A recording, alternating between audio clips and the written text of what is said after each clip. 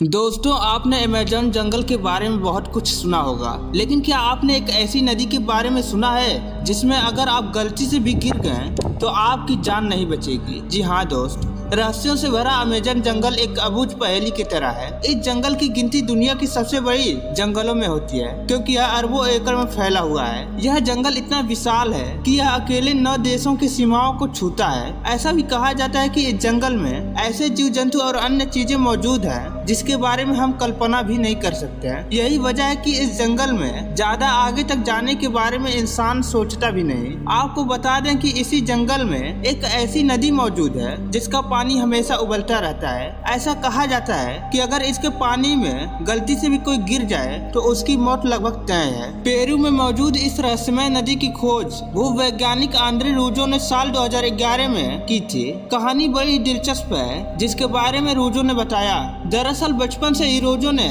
ऐसी नदियों की कहानियां सुन रखी थी जो उन्हें आश्चर्य से भर देती थी, लेकिन तब उन्हें इस बात का एहसास नहीं था कि ऐसी नदी सच में भी होती होगी। आंद्रे रूजो के मुताबिक जब वे बड़े हुए तब भी उबलती हुई नदी की कहानी हमेशा उनके दिमाग में रही।